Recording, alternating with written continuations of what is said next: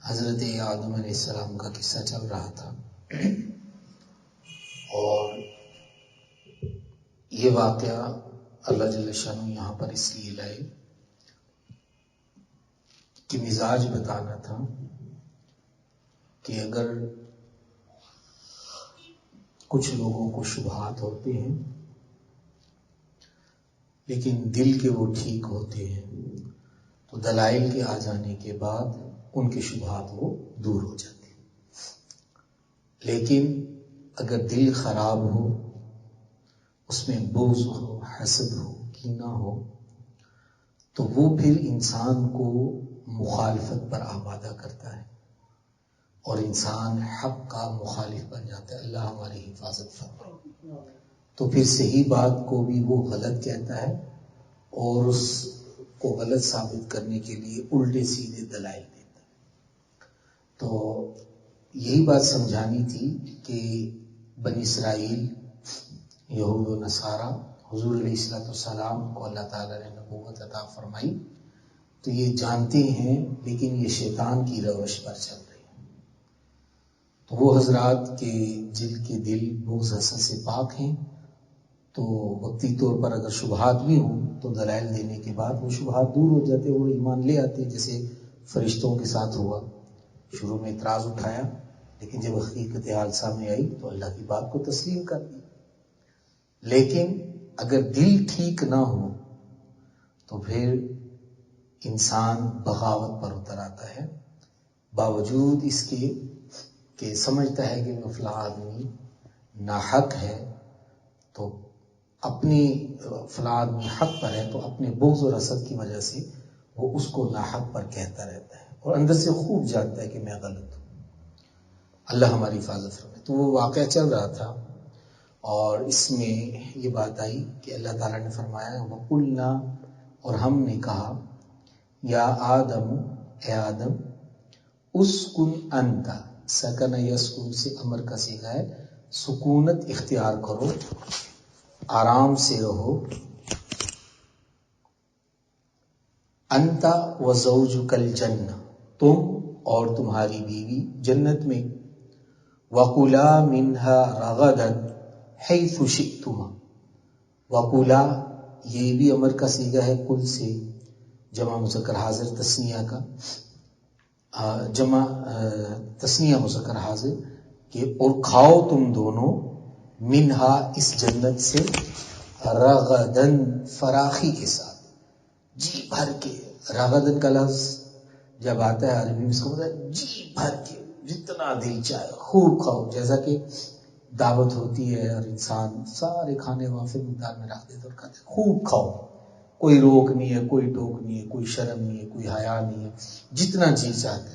فرمایا کہ کھاؤ اس میں سے فراخی کے ساتھ، حیث شئتما، جہاں سے تم دونوں چاہو. یہ نہیں ہے کہ ادھر نہیں جانا، ادھر کوئی روک ٹوک نہیں.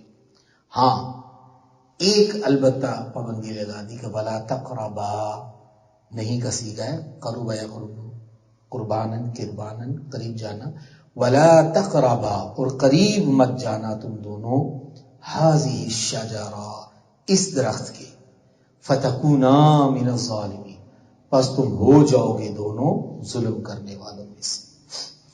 تو آگے آیت کے اندر پھر کیا ہوتا ہے، شیطان ہے نا، اس نے تو ہمارا کھلا دشمن ہے، تو وہیں سے اس نے اپنی کارروائی کا آغاز شروع کیا.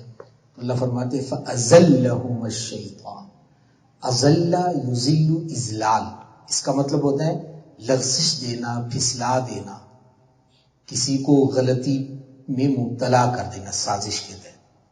فَأَزَلَّهُمَا، پھر لغزش دی ان دونوں کو، الشیطان، شیطان نے، عنہا، اس کے ذریعے سے، ٹھیک ہے نا، یعنی اس درخت کے ذریعے سے جس سے روکا گیا کہ بھئی اسی کے ذریعے جو نا ان سے میں اللہ تعالیٰ کی جو ہے نا وہ جو اللہ نے منع کیا ہے یہ حکم توڑواتا ہوں. فَأَخْرَجَهُمَا، اخرج یخرج، اخراج کا مطلب ہوتا ہے نکالنا. تو جب انہوں نے چکھ لیا، ٹھیک ہے نا، اس درخت کو، تو فَأَخْرَجَهُمَا، اور نکال دیا ان دونوں کو، مما کانا فیہ، اس عیش و آرام کی زندگی میں جس میں وہ رہ رہے تھے. وَقُلْنَا اور ہم نے کہا اِهْبِطُوا اتر جاؤ تم سب بَعْضُكُمْ لِبَعْضٍ عُدُوٌّ اس حال میں کہ تم ایک دوسرے کے دشمن ہو. وَلَكُمْ فِي الْأَرْضِ مُسْتَقَرٌّ اور تمہارے لیے زمین ہی میں ٹھہرنا ہے. وَمَتَاعٌ اور فائدہ اٹھانا ہے. إِلَىٰ حِينٍ ایک خاص مدت تک کے لیے. اس کے بعد پھر تم ہمارے پاس آؤ گے. اب یہاں دو مسئلے ہیں. پہلا مسئلہ کہ یہ جو جنت اللہ نے بنائی، ٹھیک ہے، یہ جنت کون سی تھی؟ اور دوسرا مسئلہ کہ یہ درخت جو تھا یہ کون سا درخت تھا؟ اور پھر اسی کے اندر یہ بڑا معرکۃ الآراء مسئلہ، عقیدے کا مسئلہ، انشاءاللہ ہم اس پہ اگلے سبق میں تفصیلی بحث کریں گے کہ انبیاء علیہ السلام معصوم ہوتے ہیں، ان سے گناہ سرزد نہیں ہوتا، کیونکہ وہ نمونہ ہے. اگر خدا نخواستہ نمونے کی اندر ذرا برابر بھی فرق آ جائے تو پروڈکشن خراب ہو جاتی ہے. ملی میٹر کا بھی فرق آ جائے. یہ تو ہمارے راہبر ہیں، معصوم ہیں. خدا نخواستہ اگر یہ اللہ تعالیٰ کی نافرمانی کرنے والے بن جائیں، گناہ کرنے والے بن جائیں، تو پھر لوگ کیسے پیروی کریں گے، کیسے اتباع کریں گے؟ ٹھیک ہے. تو پھر سوال یہ پیدا ہوتا ہے کہ پھر یہ کیا تھا، کیسے وہ پھسلے، پھر کیوں نکالا گیا اگر یہ غلطی نہیں تھی؟ تو اس میں پھر یہ بات انشاءاللہ آئے گی، اس کا تفصیلی جواب آئے گا. پھر دیگر انبیاء علیہ السلام کی بھی باتیں آئیں گی کہ بھئی ان سے جو چیزیں ہوئی، صادر ہوئی، وہ کیا تھے معاذ اللہ. اور ہم بادی النظر میں دیکھتے ہوئے انبیاء علیہ السلام کے بارے میں عقیدہ رکھ لیتے ہیں جی ان سے بھی گناہ ہوئے. ایسی بات نہیں ہے. وہ بہترین کو چھوڑ کر بہتر کو اختیار کرتے، بہترین کو چھوڑ کر بہتر کو اختیار کرتے ہیں. لیکن بہترین کو چھوڑ کر بہتر کو اختیار کرنا وہ اللہ جل شانہ کے نزدیک ان کی شایان شان نہیں ہے. اس وجہ سے اللہ تعالیٰ گرفت بھی ان کی کرتے ہیں. تو وہ جو گرفت ہوتی ہے وہ اور ہوتی ہے. ہم یہ سمجھتے ہیں کہ جی جیسے کہ معاذ اللہ ان سے کوئی گناہ سرزد ہو گیا. ٹھیک ہے. تو اس پہ انشاءاللہ اگلے سبق میں بات کریں گے. آج مختصر سی بات یہ کرنی ہے کہ یہ جو جنت تھی یہ جنت کون سی ہے. اس کے بارے میں میں نے آپ سے عرض کیا کہ 3 اقوال ملتے ہیں، بلکہ 4. پہلا قول یہ ہے کہ یہ وہی جنت تھی معروف جو آخرت میں ملنے والی ہے، اور یہی رائے اکثر علماء اور مفسرین کی کہ جس جنت کے لیے ہم وہی جنت ہے اس میں، اور اکثر کی رائے یہی ہے. دوسری رائے یہ ہے کہ نہیں، یہ زمین کی جنت تھی، جنت ارضی تھی، جنت سماوی حقیقی جنت نہیں تھی. اور تیسری چیز کہ یہ نہ معروف جنت تھی نہ زمین کی جنت تھی، آسمان اور زمین کے درمیان ایک اور جنت تھی جو حضرت آدم علیہ السلام کے لیے اللہ تعالیٰ نے تیار کی تھی. اور چوتھا موقف یہ ہے، رائے یہ ہے کہ اس معاملہ میں توقف اور سکوت کرنا چاہیے. تو یہ 4 اقوال ہیں، اس کو ہم ذرا دیکھ لیں گے. لیکن اتنی بات آپ کے پیش نظر رہے کہ یہ کوئی عقیدے کا مسئلہ نہیں ہے کہ اگر کوئی یہ مان لے کہ جی حضرت آدم علیہ السلام کی وہ جنت آسمانی جنت نہیں تھی اور زمینی جنت تھی تو معاذ اللہ وہ کافر ہو جائے گا. نہیں، یہ آراء ہے. اور جو حضرات انکار کرتے ہیں اس جنت حقیقی ہونے کا کہ وہ نہیں تھی بلکہ جنت عرضی تھی، اس سے یہ مراد نہیں ہے کہ وہ حقیقت جنت یا حقیقت دوزخ کا انکار کرنے والے. ایسی بات نہیں. جنت موجود ہے، دوزخ موجود ہے، اس کا انہوں نے انکار ہے. اس کا کوئی الجنت حق والنار حق، اس کا کوئی انکار کرے گا تو یہ پھر کفر کی طرف چلا جاتا ہے. سوال یہ پیدا ہوتا ہے کہ یہ جنت کون سی تھی. اس پہ علماء حضرات صحابہ کرام کے اندر بھی اختلاف روایات ملتی ہیں. امام اعظم حنیفہ رحمہ اللہ کی طرف بھی یہ نسبت ہے کہ وہ جنت عرضی کے قائل تھے. تو یہ کوئی مجمع علیہ یا اہل سنت والجماعت کا متفق علیہ مسئلہ نہیں ہے کہ اگر اس کی طرف کوئی دوسری رائے چلے گی تو وہ اہل سنت والجماعت میں سے خارج ہو جائے. ٹھیک، آراء ہیں، دلائل کی روشنی میں ہم دیکھ لیتے ہیں مختصر. جو حضرات کہتے ہیں اصل جو موقف ہے وہ 2 حضرات کا ہے، یا یہ جنت سماوی تھی، حقیقی جنت تھی، معروف جنت، یا یہ جنت عرضی. اب دونوں کے ہم دلائل دے دیتے، باقی آپ کی اپنی مرضی ہے، جو دل کو تسلی لگے اس پر عمل کر لیں. لیکن یہ ہے کہ اس پہ کوئی عمل کے اعتبار سے کوئی ایسی چیز نہیں ہے کہ جس سے کوئی حرج لازم آتا ہو. پہلی دلیل یہ ہے کہ اللہ تعالیٰ نے حضرت آدم علیہ السلام کو اسی آیت میں فرمایا کہ اسکن فی الجنہ، کہ جنت میں سکونت اختیار کرو. اور یہاں پر جنت کے اوپر الف لام جو آیا ہے تو اس سے معروف اور دائمی جنت ہی مراد ہے، جو عام ہمارے الفاظ میں ہوتی ہے کہ بھی یہ وہ جنت مراد ہے. ٹھیک ہے، تو لہذا اس سے یہی جنت مراد ہے اور اس سے کوئی اور جنت ہم مراد نہیں لے سکتے. اس کا جواب وہ حضرات کے جو جنت عرضی کے قائل ہیں وہ یہ دیتے ہیں، وہ کہتے ہیں کہ دیکھو اتنی بات تو متفق علیہ ہے کہ حضرت آدم علیہ السلام کو زمین پہ پیدا کیا گیا، مٹی سے پیدا کیا گیا. وہ فرماتے ہیں کہ جب یہ بات پتہ چل گئی کہ زمین سے پیدا کیا گیا، مٹی سے پیدا کیا گیا، تو پھر کہیں بھی نہ احادیث میں نہ قرآن میں یہ ذکر ہے کہ آدم علیہ السلام کو اس زمین سے اٹھا کر اس جنت میں لے جایا گیا، کہیں ہے؟ تو اس سے معلوم کیونکہ آپ کہتے ہو کہ حقیقی جنت ہے اسکن فی الجنہ، تو اس کا مطلب ہے کہ آپ کو زمین سے اٹھا کے کہاں لے جایا گیا؟ جنت میں لے جایا گیا. تو یہ بڑا واقعہ ہے. عیسیٰ علیہ السلام کو اٹھا لیا گیا، ادریس علیہ السلام کو اٹھا لیا گیا، تو ان کا واقعہ ملتا ہے. تو آدم علیہ السلام کا بھی تذکرہ ہوتا ہے کہ زمین سے اٹھا کے ہم نے ان کو کہاں بھیج دیا؟ جنت میں بھیج دیا. نہ حدیث میں یہ واقعہ ذکر ہے نہ قرآن پاک کے اندر ذکر ہے. باقی یہ بات کہ جی جنت کے اوپر الف لام کا لفظ آیا ہے، تو ہم کہتے ہیں کہ یہ اس سے ہمیشہ معروف الف لام آ جائے جنت کے اوپر تو اس سے معروف جنت ہمیشہ نہیں ہوتی. قرآن میں آپ اٹھا کے دیکھ لیں کہ خاص قسم کی جہاں ارینجمنٹ ہو، انتظام ہو، خوبصورتی ہو دنیا کے اندر بھی، وہاں بھی جنت کے اوپر الف لام آتا ہے. جیسے کہ وہ باغ والوں کا قصہ اللہ تعالیٰ قرآن پاک میں فرماتے انا بلوناہم کما بلونا اصحاب الجنہ، کہ ہم نے مکہ والوں کو اسی طرح آزمائش میں ڈالا جیسا کہ ہم نے باغ والوں کو اس وقت آزمائش میں ڈالا تھا. اذ اقسموا لیصرمنها مصبحین، جب انہوں نے قسم کھائی تھی کہ وہ ضرور صبح ہوتے ہی اس باغ کا پھل توڑ لیں گے. ولا یستثنون، اور یہ کہتے ہوئے انہوں نے انشاءاللہ نہیں کہا. فرمایا کہ یہاں بھی اصحاب الجنہ آیا، تو کیا ہم یہی مراد لیں کہ یہ وہ لوگ سارے معروف جنت میں بیٹھے ہوئے تھے آسمان کے اوپر؟ بھی زمین ہی کے اندر وہ ایک خاص قسم کا باغ تھا. تو لہٰذا آپ کا یہ کہنا کہ جی الف لام داخل ہو جائے تو اس سے معروف جنت مراد ہوگی، یہ ہمیں تسلیم نہیں ہے. دوسری دلیل ان کی یہ ہے کہ حضرت آدم علیہ السلام کو کہا گیا کہ اہبطوا منہا جمیعا، آیا نا آگے بھی کہ اترو نیچے، اور حبوط ہمیشہ اونچائی سے اترائی کے لیے استعمال ہوتا ہے. تو آسمانی جنت اونچی ہے تو وہاں سے کہا گیا اب نیچے اترو، زمین کے اوپر جاؤ اور وہاں رو. یہ انہوں نے دلیل. تو جو حضرات جنت عرضی کے قائل ہیں وہ کہتے ہیں کہ بھائی یہ دلیل بھی آپ کی من کلی وجود درست نہیں ہے، کیونکہ حبوط کا مطلب یہ نہیں ہوتا کہ آسمان دنیا سے نیچے اترو. حبوط کا لفظ اونچائی سے اترائی کی طرف آتا ہے، اور قرآن میں یہ کئی جگہ پر استعمال ہوا ہے. وہ کہتے ہیں کہ دیکھو اللہ تعالیٰ نے جب نوح علیہ السلام طوفان میں گھر گئی اور پہاڑ کے اوپر کشتی آ کر رک گئی، تو اللہ تعالیٰ نے کیا کہا نوح علیہ السلام کو؟ یا نوح اہبط بسلام، نیچے اترو سلامتی کے ساتھ. ٹھیک ہے نا؟ تو اس کا کیا مطلب تھا؟ نوح علیہ السلام جنت پہ چڑھ گئے تھے کہ آپ کو کہا جنت سے اتر کے نیچے آ گئے؟ پہاڑ میں تھی کشتی اور نیچے زمین تھی. فرمایا یہاں سے اترو اور نیچے اترائی کی طرف جاؤ.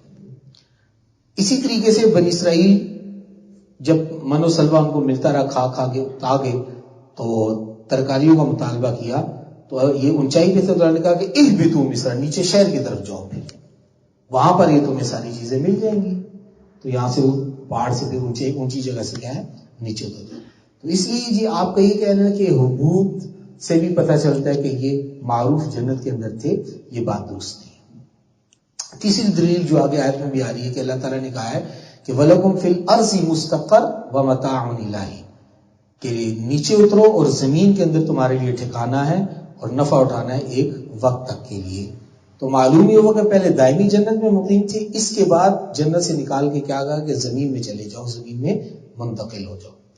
تو اس کا جواب یہ دیا گیا کہ بھئی یہاں باغ کو زمین کے مقابلے میں، جو باغ کے مقابلے میں پرمشقت جگہ زمین کو کہا گیا. عافیت والی جگہ کو کیا کہا گیا؟ جنت کہا گیا. اور عافیت والی جگہ سے نکلو تو زمین میں تو مشقت ہی ہوتی ہے، تو پرمشقت جگہ کو کیا کہا گیا؟ ارض کہا گیا. تو فی الارض سے یہ مراد نہیں ہے کہ جنت کی نفی ہوگی ہے، بلکہ اور اس طرح کئی جگہ اللہ تعالیٰ نے قرآن پاک میں فرمایا ہے کہ جب فرماتے ہیں کمثل جنت بربوۃ، کہ اس کی مثال ایسی ہے کہ جیسے ایک باغ ہو جو اونچائی پر ہو، اصابہا وابل. اب دیکھیں جو اونچائی پر ہوتا ہے، خوبصورت جگہ ہوتی ہے، اس کو کیا کہا گیا؟ جنت کہا گیا. ٹھیک ہے نا؟ اور حالانکہ وہ جنت بھی کس پہ ہے؟ زمین پر ہے. یہ تو نہیں کہ یعنی کہ وہ جنت پر ہے تو وہ جنت آسمان میں تھی، حالانکہ وہ جنت بھی کیا ہے؟ زمین پر ہے. لیکن وہ پرمشقت جگہ نہیں ہے، خوبصورت جگہ تھی، پھل میوے یہ وہ. تو زمین جہاں آیا اس سے مراد کیا ہے؟ پرمشقت جگہ. تو آپ کا یہ کہنا ہے کہ جی جب فی الارض آ گیا تو فی الارض کا مطلب یہ ہے کہ یہ زمین ہے، تو ہم کہتے ہیں فی الارض سے اس چیز کی نفی نہیں ہوتی کہ باغ جو ہے نا زمین میں نہیں تھا. حالانکہ زمین میں بھی باغ کو کیا کہا گیا؟ جنت کہا گیا. اور کمثل جنت بربوۃ، تو وہ جنت کہاں پر ہے؟ زمین پر ہی ہے. تو زمین پر بھی جنت ہو سکتی ہے. اس سے یہ لازم نہیں ہوتا کہ جب عرض کہہ دیا گیا تو اس کا مطلب ہے کہ وہ جنت زمین پر نہیں ہوگی. اللہ. اسی طریقے سے پانچویں ایک اور دلیل ان کی وہی آتی ہے، وہ یہ کہتے ہیں کہ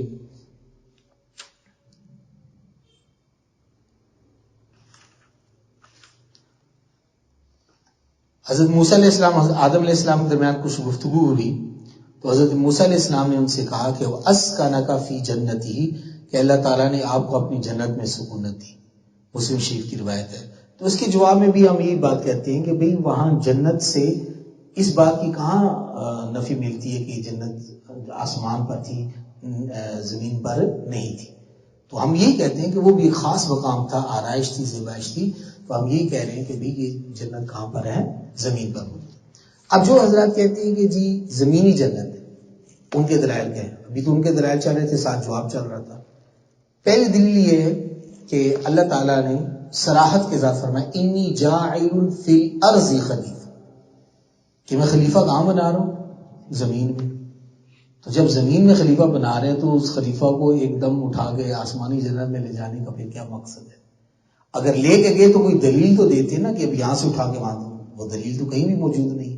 تو زمین میں بنایا تو آدم علیہ السلام کہاں پر ہیں؟ زمین پر ہی ہے، آسمانی جنت پہ نہیں گئے. ٹھیک ہے. اور اسی طرح زمین سے اللہ تعالیٰ نے کو پیدا فرمایا وَلَقَدْ خَلَقْنَا الْإِنسَانَ مِنْ سُلَالَةٍ مِنْ طِينٍ، اور یقیناً ہم نے انسان کو مٹی کے خلاصہ سے بنایا.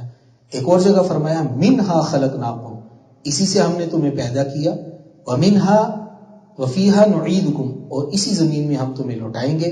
وَمِنْهَا نُخْرِجُكُمْ، اور اسی زمین سے ہم تمہیں نکالیں گے دوسری بار. تو یہاں صاف پتہ چلا کہ زمین اور مٹی سے پیدا فرمایا آدم علیہ السلام کو اللہ تعالیٰ نے، اور زمین پر کام چلانے کے لیے پیدا کیا. اور کہیں بھی ہمیں یہ معلوم نہیں ہوتا، کوئی دلیل ایسی نہیں کہ زمین سے اٹھا کر اللہ تعالیٰ نے جنت پر بلایا ہو. تو معلوم یہ ہوا کہ یہ جو جنت ہے کون سی جنت ہے؟ ارضی جنت ہے. ٹھیک ہے. دوسری دلیل ان کی یہ ہے کہ اللہ تعالیٰ نے آدم علیہ السلام کی پیدائش اور جنت میں ان کی سکونت کا واقعہ کئی جگہ بیان فرمایا، لیکن کسی ایک جگہ بھی کوئی ایسا لفظ استعمال نہیں فرمایا جس سے معلوم ہو جائے کہ اللہ تعالیٰ نے آدم علیہ السلام کو ان کی پیدائش کے بعد آسمانوں کی جنت میں پہنچایا. اگر ایسا ہوتا تو ضرور ذکر کرتے. تو اسکن کی بجائے کیا کہتے؟ ادخل کہتے. سکونت اختیار کرو اسی جگہ پر. اگر وہ یہاں نہ ہوتا کوئی اور جگہ تو کیا کہتے؟ ادخل، داخل ہو جاؤ. یعنی کہ پہلے تم کسی اور جگہ تھے، اب تم اس جگہ کیا ہو جاؤ؟ داخل ہو جاؤ. اب انسان ایک جگہ گھر میں آ جاتا ہے تو اس کو آپ کیا کہتے ہیں؟ گھر میں داخل ہو جاؤ. وہ کہتے نہیں اب آپ سکونت اختیار کریں. جب آپ داخل ہونا جب کہتے ہیں کہ وہ پہلے وہاں سے خارج ہو.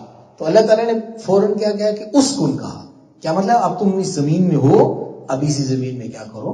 سکونت اختیار کرو اس ناز و نام والی جگہ کے اوپر. اور ایک رائے وہ یہ بھی پیش کرتے ہیں، تیسری دلیل ان کی ہے، یہ تو دوسری تھی. کہتے ہیں کہ اللہ تعالیٰ قرآن پاک فرماتے فَلَا تَعْلَمُ نَفْسٌ مَا أُخْفِيَ لَهُم مِّن قُرَّةِ أَعْيُنٍ جَزَاءً بِمَا كَانُوا يَعْمَلُونَ. کوئی شخص نہیں جانتا کہ ان لوگوں کے لیے ان کے اعمال کے بدلہ میں آنکھوں کی ٹھنڈک کا کیا سامان چھپا رکھا گیا. اور حضرت ہریرہ رضی اللہ عنہ سے روایت ہے کہ رسول اللہ صلی اللہ علیہ وسلم نے فرمایا کہ اللہ تعالیٰ ارشاد فرماتا ہے کہ میں نے اپنے نیک بندوں کے لیے وہ چیز تیار کر رکھی ہے کہ آج تک نہ کسی آنکھ نے اس جیسی چیز کو دیکھا ہے اور نہ کسی کے کان نے اس کو سنا ہے اور نہ کسی انسان کے دل میں اس کا تصور تک آیا. اس بات کی تصدیق چاہیے تو یہ پڑھو فلا تعلم نفس ما اخفی لهم من قرۃ اعین، بخاری اور مسلم کی روایت. تو فرمایا کہ جنت کی بے شمار نعمتیں تو وہ تو دخول جنت کے بعد ہی ملیں گی نا. تو اب معلوم یہ ہوا کہ اگر ہم یہ کہہ لیں کہ آدم علیہ السلام اس حقیقی معروف جنت میں تھے تو پھر اللہ تعالیٰ کی آیت جھوٹی پڑتی ہے معاذ اللہ کی، وہ انہوں نے تو دیکھ لی، وہ نعمتیں تو دیکھ لی، تو پھر یہ آیت اور یہ حدیث کا مطلب کیا رہ جاتا ہے. ٹھیک ہے. خیر اس کا بھی جواب دیا گیا ہے کہ بے شمار جنت کی نعمتیں ایسے ہیں جو ایمان والوں کو دخول جنت کے بعد ملیں گی، لہٰذا اس سے جنت عرضی کا ثبوت نہیں ہو سکتا. لیکن 12 ایک جگہ بات تو ہے کہ بھئی نہیں دیکھ لی انہوں نے نعمتیں، دیکھ تو لی، پھر یہ آیت کی نفی کا کوئی مقصد نہیں رہ سکتا. اسی طریقے سے اللہ دلیل ان کی ہے کہ جنت تو پاکیزہ اور متقی لوگوں کے لیے، ایسا ہی ہے نا، والعاقبۃ للمتقین. تو سوال ہی پیدا ہوتا ہے کہ اگر یہ وہی معروف جنت ہے تو شیطان کا وہاں کیا کام تھا؟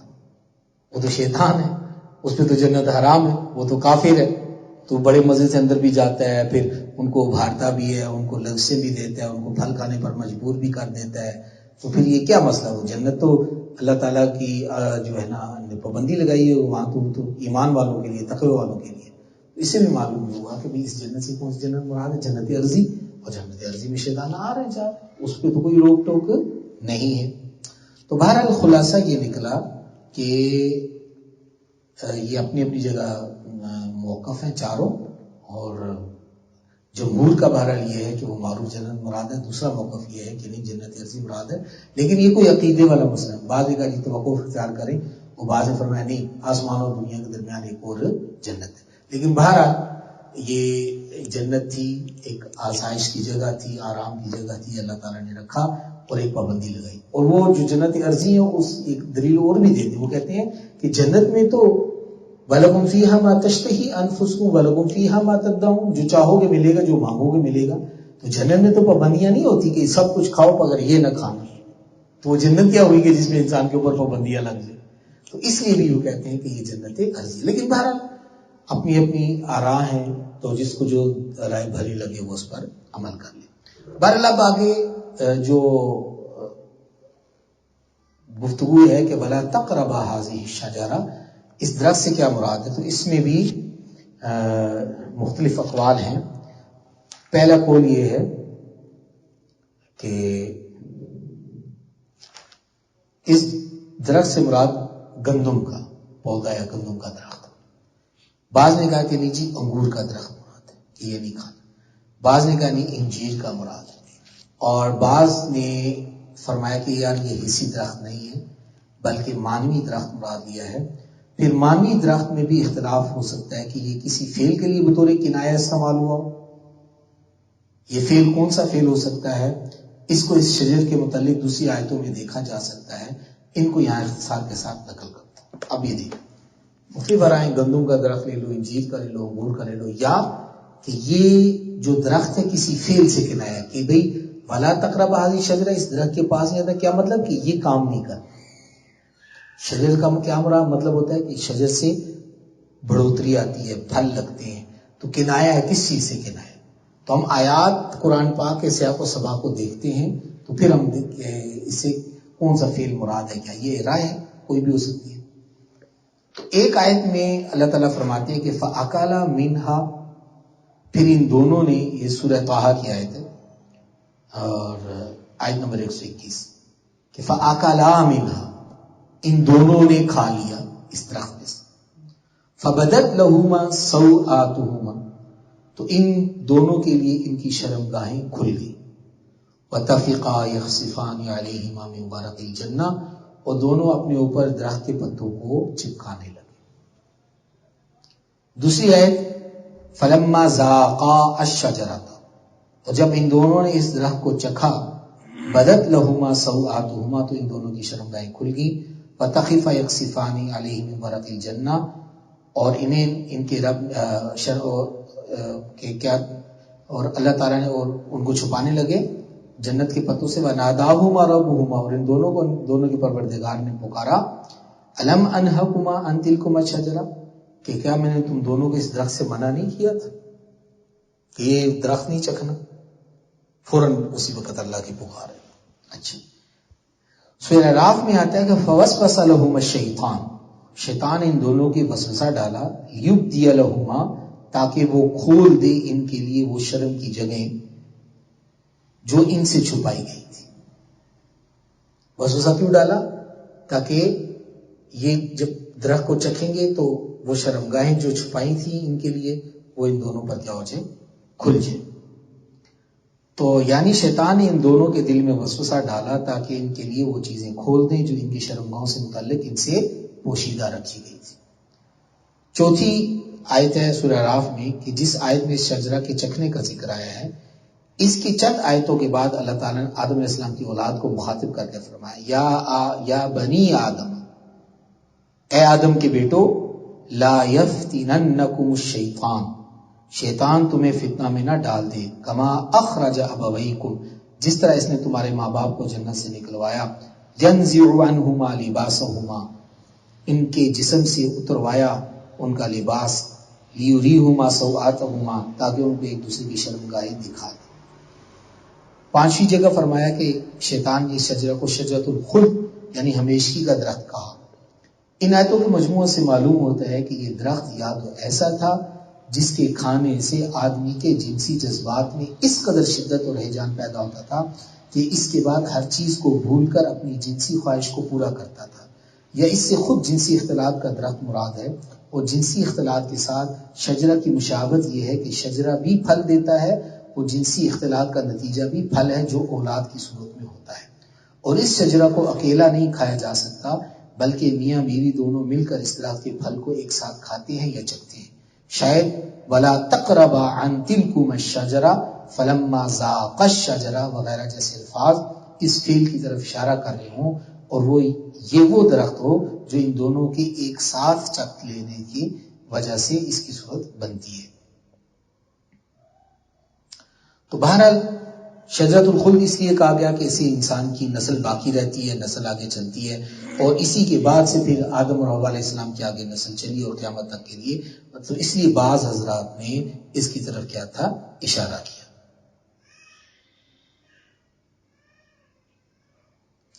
تو اور دوسری بات یہ تھی کہ اللہ جل شانہ نے ایک خاص وقت کے لیے اس چیز سے روکنا تھا، اور جب وہ وقت آ گیا تو انہوں نے کھا لیا، ٹھیک ہے نا۔ اب آگے دوسری بات، یہ بات آپ پہ واضح ہوگی کہ چار اقوال ہیں کہ بھئی اس درخت سے کیا مراد تھا، یا تو گندم کا درخت مراد ہے، یا انجیر کا درخت مراد ہے، یا انگور کا مراد ہے، یا اس سے ایک فعل حسی مراد ہے، اور وہ فعل کیا ہے وہ آپ کے سامنے میں نے رکھ دیا قرآن کی آیات کی۔ اب سوال آگے یہ پیدا ہوتا ہے کہ آدم علیہ السلام کیا انبیاء علیہ السلام سے گناہ سرزد ہو سکتا ہے، نہیں ہو سکتا ہے؟ اس پہ انشاءاللہ تفصیلی بحث ہم اگلے سبق میں کریں گے۔ پھر جتنے بھی انبیاء علیہ السلام کا تذکرہ قرآن میں ہے مختصراً اس کی طرف اشارہ ہوتا ہے کہ ایک چیز واضح ہو جائے کہ انبیاء علیہ السلام کیا ہوتے ہیں، معصوم ہوتے ہیں، وہ بہترین کو چھوڑ کر بہتر کو اختیار کرتے ہیں، لیکن اللہ تعالیٰ کو وہ بہتر بھی ان کے حق میں پسند نہیں تھی۔ یہ نہیں تھا کہ معاذ اللہ انہوں نے گناہ کر لی، تو اس کی کیا صورت بنتی ہے انشاءاللہ اگلے سبق۔ اللہ تعالیٰ ہمیں عمل کرنے کی توفیق عطا فرمائے۔ ترجمہ دے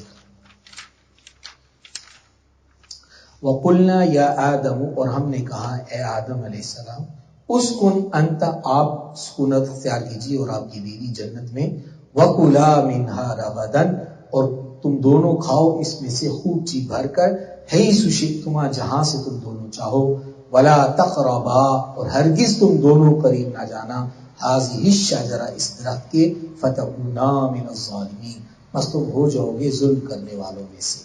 فَأَزَلَّهُمَا الشَّيْطَانُ، اور پھسلا دیا ان دونوں کو شیطان نے، عنہا، اس درخت کے ذریعے سے، فَأَخْرَجَهُمَا، پس نکال دیا ان دونوں کو، مما کانا فی، جس عیش و آرام میں وہ دونوں تھے، وَقُلْنَا اهْبِطُوا، اور ہم نے کہا اترو، بعضکم لبعض عدو، تمہارا بعض بعض کے لیے دشمن ہے، وَلَكُمْ فِي الْأَرْضِ مُسْتَقَرٌّ، اور تمہارے لیے زمین میں ٹھکانا ہے، ٹھہرنا ہے، وَمَتَاعٌ، اور فائدہ اٹھانا ہے، إِلَىٰ حِینٍ، ایک خاص مدت تک کے لیے۔ سبحان